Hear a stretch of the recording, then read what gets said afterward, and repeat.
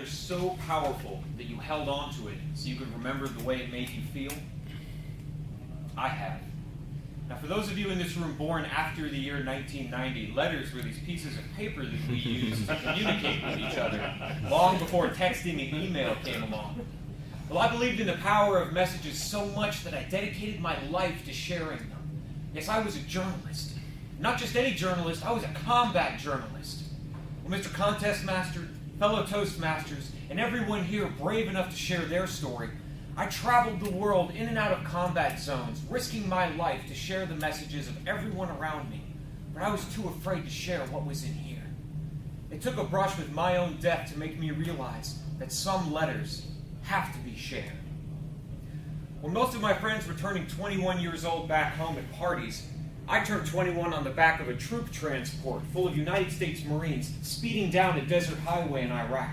Now at that moment, with my spine jarring from the ruts in the road on that hard metal bench, I was as happy and as scared as I've ever been in my life.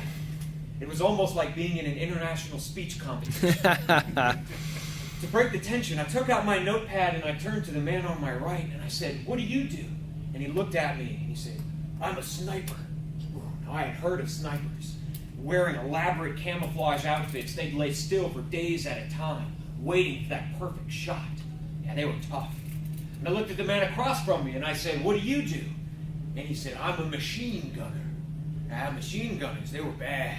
They could put down more than 100 rounds a minute. Now, you didn't mess with them.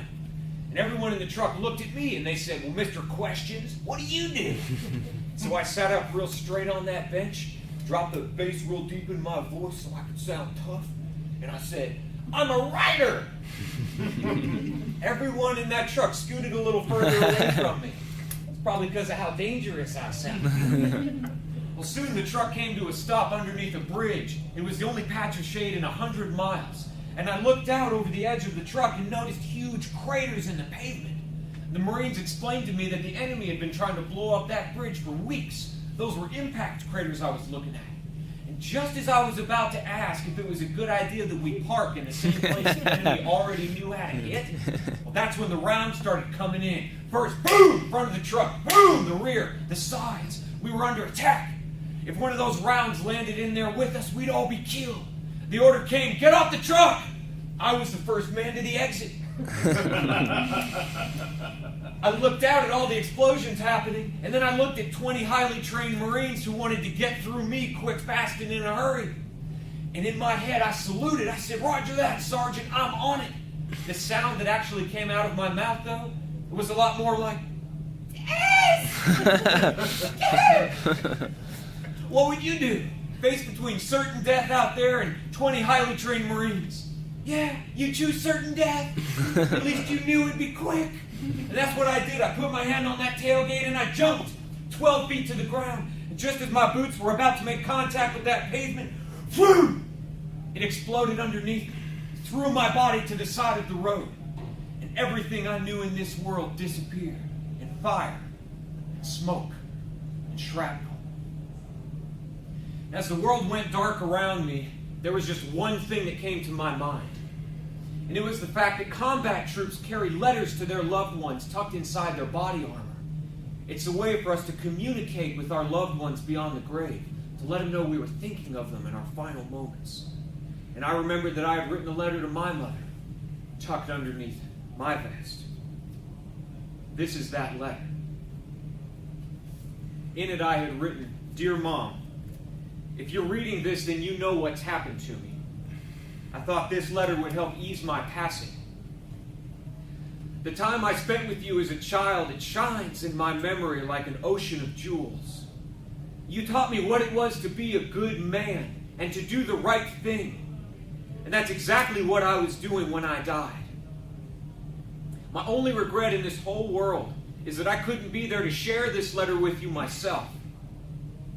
I want you to know that I love you, and I'll miss you. And when it's your time to join me, I'll be up here waiting to show you around." The only thing I wanted in that moment was to be able to read those words to my mother. But I'd waited too long. I'd missed my chance. The world needs people who aren't afraid to share what's inside of them.